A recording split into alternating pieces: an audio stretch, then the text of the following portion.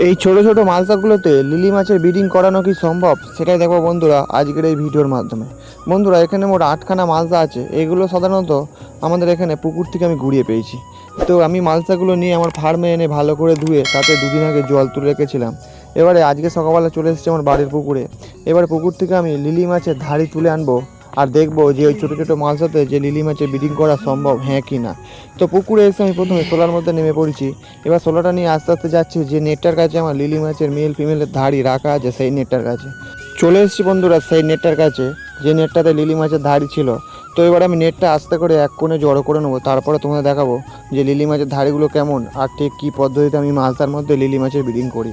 তারপর একবার হাত নেট দিয়ে ছানা মেরে অল্প কিছু মাছ উঠেছে, এর মধ্যেই লিলি মাছের ধাড়ি আছে, তার সাথে অল্প কিছু অন্য মাছও আছে। তো অন্য মাছগুলো আমি ছেড়ে দেবো আর লিলি মাছের ধাড়িগুলো নিয়ে চলে যাবো আমার রঙিন মাছের ফার্মে, তারপরে ব্রিডিং করা হবে। তো দেখো বন্ধুরা নেটের মধ্যে অনেক রকমের মাছ উঠেছে। এই মাছটা দেখো, এটা হলো রায়কিন মাছের ছাঁট, একদম সাদা কালার হয়েছে।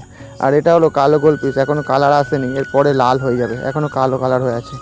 অল্প কিছু মলি আছে। তো যাই হোক ওসব মাছ দেখার দরকার নেই, আমার সোজা কাজের দিকে চলে আসি। আমি প্রথমে লিলি মাছের ধাড়ি মেল আর ফিমেল যে কটা আছে সব গামলির মধ্যে তুলে নেবো। তারপরে মোট 8 জোড়া মাছ গুনে গুনে নিয়ে চলে যাবো আমার ফার্মে। তো দেখো বন্ধুরা এখানে অনেকগুলোই মাছ তুলেছি। এর মধ্যে কিছু ডগ আছে, কিছু ছোট লিলি মাছের মেল আছে, কিছু একটু কম জোয়ারি মাছও আছে।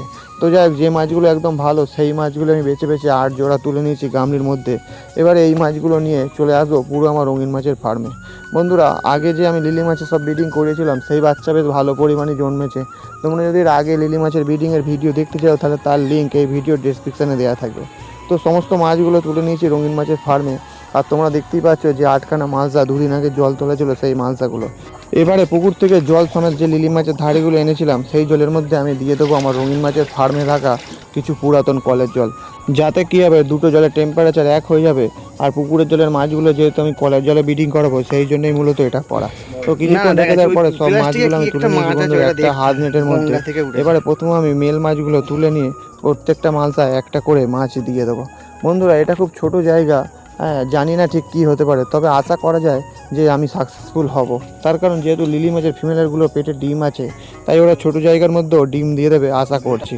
তো প্রত্যেকটা আমি মালসার মধ্যে একটা করে মেল দিয়ে দেওয়ার পরে এবার ফিমেল মাছগুলো আস্তে আস্তে তুলে প্রত্যেকটা মালসার মধ্যে একটা একটা করে দিয়ে দেবো। তো মোটামুটি আমি 8খানা মালসা যেহেতু জল থেকে ঘুরিয়ে পেয়েছিলাম তাই 8টার মধ্যে ব্রিডিং করালাম। এবার অপেক্ষা থাকতে হবে কালকের সন্ধে অবধি যে মাছগুলো এই ছোটো জায়গার মধ্যে ডিম দেয় কিনা। তো প্রত্যেকটা মালসায় একটা করে মেল আর ফিমেল দিয়ে দেওয়ার পরে এবার আমি চলে এসেছি জলাতে, তার কারণ জলা থেকে কচু পাতা তুলে নিয়ে যেতে হবে। লিলি মাছের ব্রিডিংয়ের জন্য কচু পাতা সবচেয়ে দরকারি জিনিস, তাই 8খানা কচু পাতা আমি হাতের মধ্যে তুলে নিয়েছি। এবারে সোজা চলে এসেছি আমার রঙিন মাছের ফার্মে। এবারে আমি প্রত্যেকটা মালসার মধ্যে একটা করে কচু পাতা ভালো করে দিয়ে দেবো। তাহলে কী হবে, মেল মাছটা কচু পাতার তলায় গেঁজা তুলবে আর ফিমেল মাছটা কচু পাতার তলায় ডিম দেবে। তো বন্ধুরা তোমরা দেখতেই পেলে যে এত ছোট মালসার মধ্যেও লিলি মাছের ব্রিডিং করা সম্ভব হ্যাঁ কি না। তো যাই হোক মাছের ব্রিডিং তো আমি আজকের করলাম, এবার অপেক্ষা থাকতে হবে যে কালকের মাছগুলো ডিম দেয় হ্যাঁ কি না।